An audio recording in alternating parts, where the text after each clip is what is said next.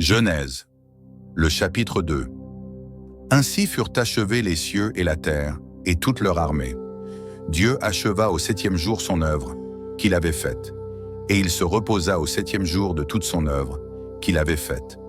Dieu bénit le 7e jour, et il le sanctifia, parce qu'en ce jour il se reposa de toute son œuvre, qu'il avait créée en la faisant. Voici les origines des cieux et de la terre, quand ils furent créés.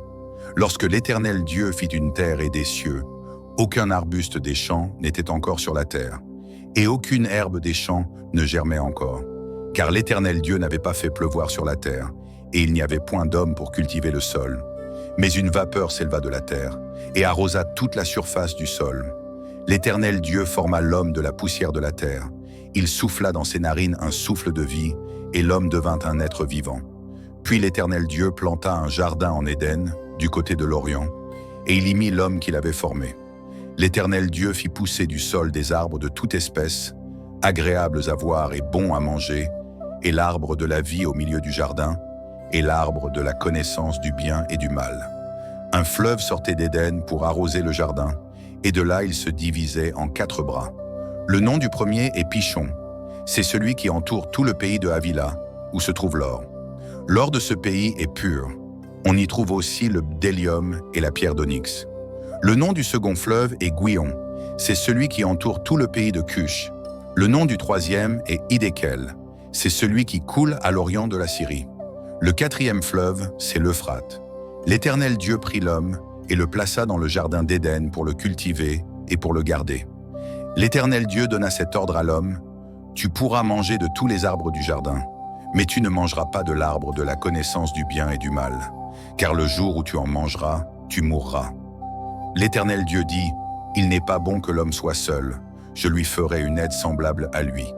L'Éternel Dieu forma de la terre tous les animaux des champs et tous les oiseaux du ciel, et il les fit venir vers l'homme, pour voir comment il les appellerait, et afin que tout être vivant portât le nom que lui donnerait l'homme. Et l'homme donna des noms à tout le bétail, aux oiseaux du ciel et à tous les animaux des champs.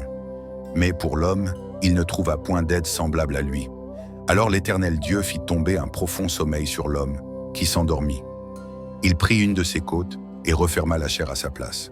L'Éternel Dieu forma une femme de la côte qu'il avait prise de l'homme, et il l'amena vers l'homme.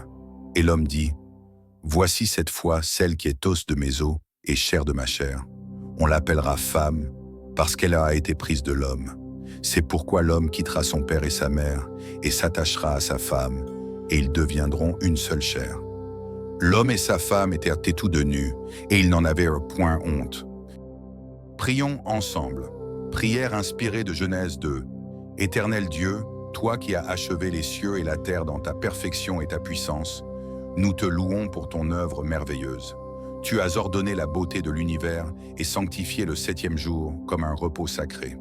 Apprends-nous, ô Dieu, à honorer le repos que tu as béni, à nous souvenir que toute œuvre commence et se termine en toi. Tu as façonné l'homme de la poussière, et c'est ton souffle qui nous a donné la vie. Merci Seigneur pour le don de l'existence, pour le souffle qui anime notre être, et pour le jardin de ta présence où tu veux nous placer. Tu as planté l'Éden, un lieu de beauté et d'abondance, et tu y as pourvu aux besoins de l'homme.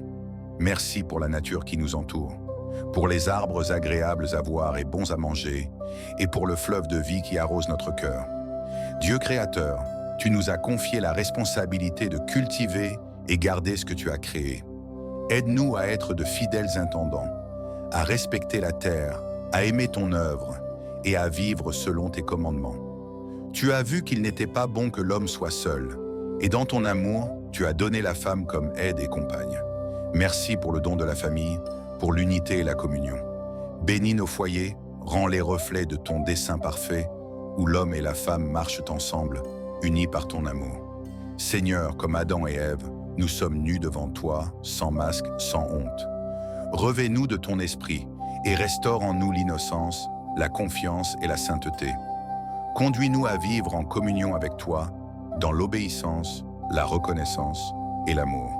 Au nom de Jésus-Christ, ton Fils, le Verbe fait chair. Amen.